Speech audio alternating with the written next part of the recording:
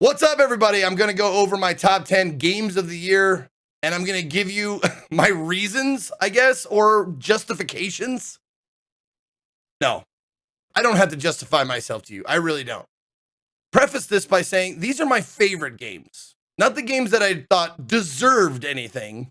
These are the games that I had the most fun playing in order. Number 10 for the top 10 games of my year is Chicken Police Painted Red. Chicken Police Painted Red is a point and click detective noir, but it's also, they also have animal heads, kind of like BoJack Horseman. But after a while, you kind of forget they have animal heads because the story and the voice acting and the atmosphere and the way that it's put together is so well done. Everything is right where it should be for this kind of whodunit story. It's a fantastic game. Came out of nowhere. Played it one indie day and said, I'm going to finish this. And I did. And I was happy that I did. Great game. Number 9 was Ori and the Will of the Wisps. I mean, I don't really think I need to explain why this game is in the top 10. Everything about it is like top notch. The graphics, the gameplay, the music, the emotional storyline, the atmosphere, like everything it comes together. It didn't rank higher on my list, only because it didn't have enough new stuff from the first game to this game. It's just like the first game, but with just a couple of added things and more of the story that you want to like know. It's not like a big jump in, there's no real surprises. Number 8, Weird, Wacky, Wonderful. Absolutely loved it. Charming as hell. Bug snacks. This game has Pokemon elements, but it does it in such a way that is goofy and wacky enough, but it does have a little bit like of a flavoring of adult themes to it. Adult storylines, relationship stuff, that kind of thing. There is that kind of stuff. There's also some darkness in it that I won't spoil for you, but it's a really great game in this fantastical land. And if you allow it to, it will make you laugh. It might like disturb you a little bit. And I absolutely love every part of that. And like I said, the sound design and the voice acting are some of the best of the year, if not the best. Number 7 was Last of Us 2. Number 6, Yakuza Like a Dragon. This game was great. I love the departure from Kiryu to the new Ichiban Kasuga, or Kasuga Ichiban. I can't remember which one comes first. But it was a cool departure from one character to the next. Kiryu always struck me as a very serious, like, protagonist that you put your own personality onto because he's kind of a blank slate. He's pretty stoic. Like he has two like gears, like don't care, angry as hell. Whereas Kasuga had like a nice variation to his demeanor and emotions and that kind of thing.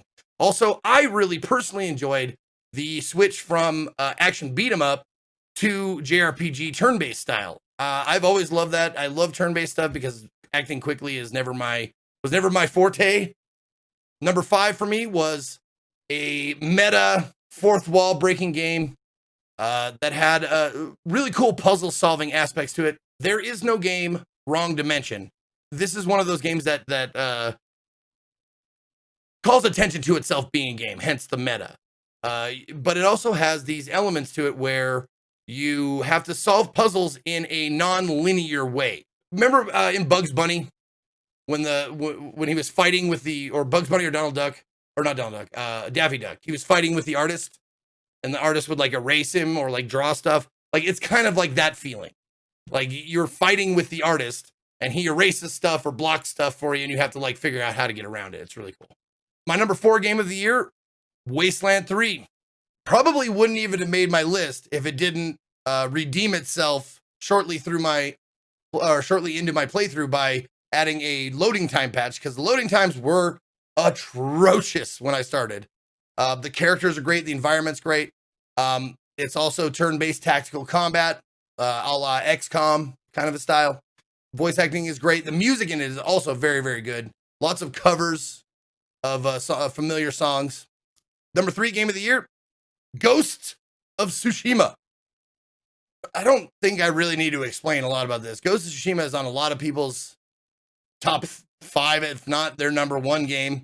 Ghost of Tsushima is like near perfect all the way through.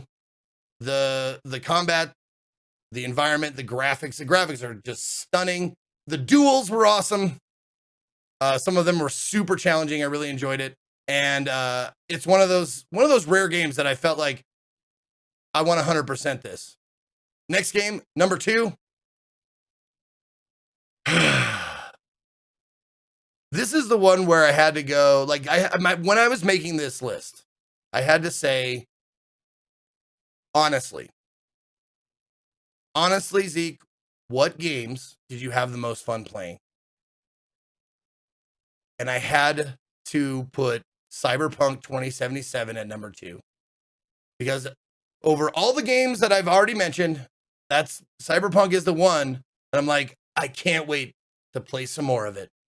And my number 1 game of the year, and this is where the honesty comes in as well. Like, this is not technically the best game. I would say technically all pieces working together, everything in the right place. If I was going to say that, then I'd say either Ghost of Tsushima or Ori would be the game of the year. But did I enjoy them as much? Did they affect me as much?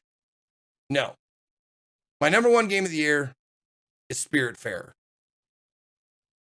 It is a gorgeous journey that I never felt rushed. I could take it at my own pace. I almost 100%ed it. I think I left 2 achievements undone. I absolutely loved it.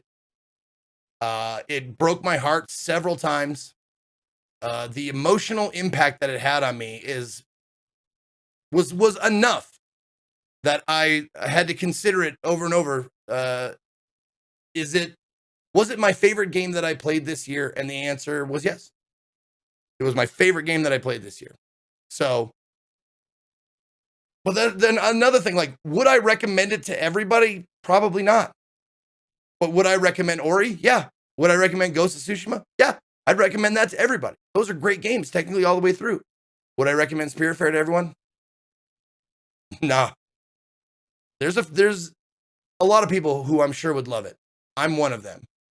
But the people who really liked it a lot, I'm sure, like me. So, there it is. My top 10 games of the year